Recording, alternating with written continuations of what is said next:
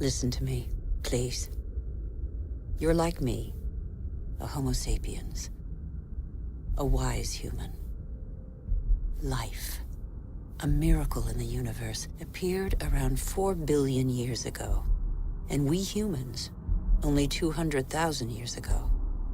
Yet we have succeeded in disrupting the balance that is so essential to life. Listen carefully to this extraordinary story, which is yours, and decide what you want to do with it.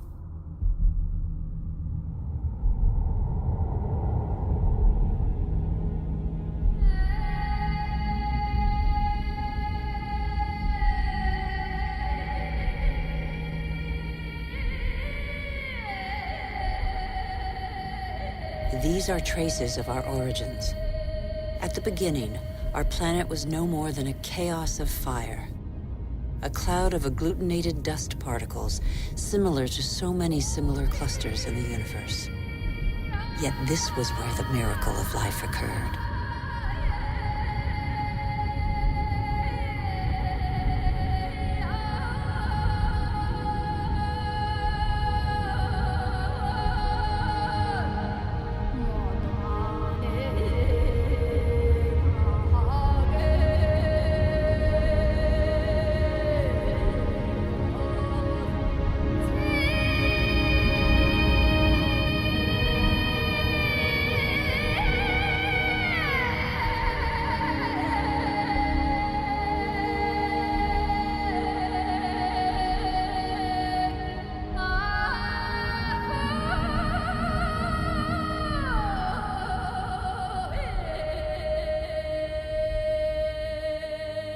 Today, life, our life, is just a link in a chain of innumerable living beings that have succeeded one another on Earth over nearly 4 billion years. And even today, new volcanoes continue to sculpt our landscapes. They offer a glimpse of what our Earth was like at its birth. Molten rock surging from the depths, solidifying, cracking, blistering or spreading in a thin crust before falling dormant for a time.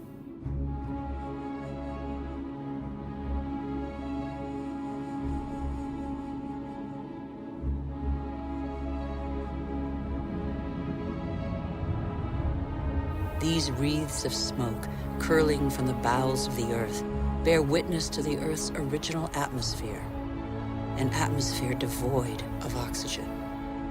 A dense atmosphere, thick with water vapor, full of carbon dioxide.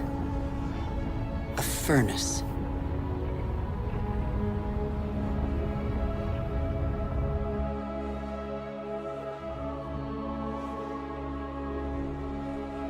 The Earth cooled. The water vapor condensed and fell in torrential downpours. At the right distance from the sun, not too far, not too near, the Earth's perfect balance enabled it to conserve water in liquid form. The water cut channels. They are like the veins of a body, the branches of a tree, the vessels of the sap that the water gave to the Earth.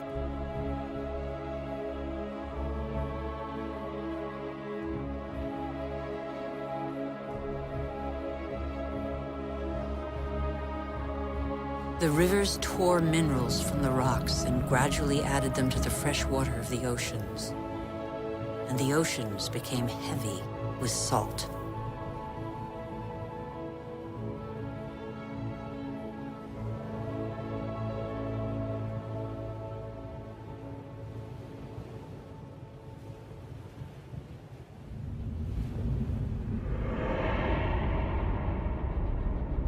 Where do we come from? Where did life first spark into being?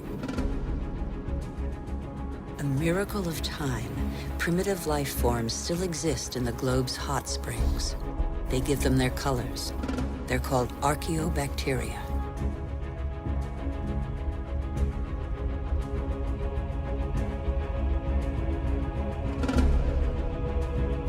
They all feed off the Earth's heat. All except the cyanobacteria, or blue-green algae. They alone have the capacity to turn to the sun to capture its energy. They are a vital ancestor of all yesterday's and today's plant species. These tiny bacteria and their billions of descendants changed the destiny of our planet. They transformed its atmosphere.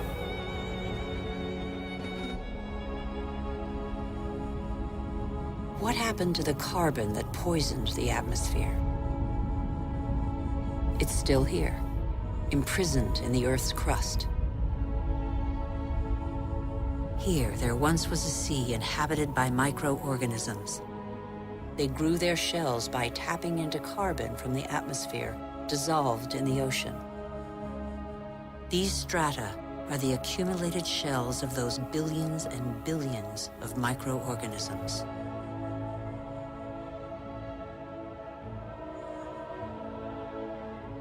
Thanks to them, the carbon drained from the atmosphere and other life forms could develop. It is life that altered the atmosphere. Plant life fed off the sun's energy, which enabled it to break apart the water molecule and take the oxygen. And oxygen filled the air. The Earth's water cycle is a process of constant renewal.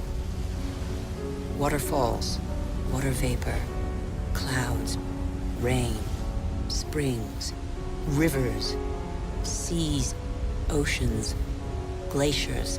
The cycle is never broken. There's always the same quantity of water on Earth.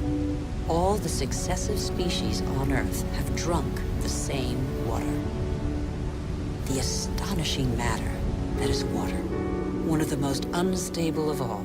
It takes a liquid form as running water, gaseous as vapor, or solid as ice. In Siberia, the frozen surfaces of the lakes in winter contain the traces of the forces that water deploys when it freezes. Lighter than water, the ice floats. It forms a protective mantle against the cold, under which life can go on.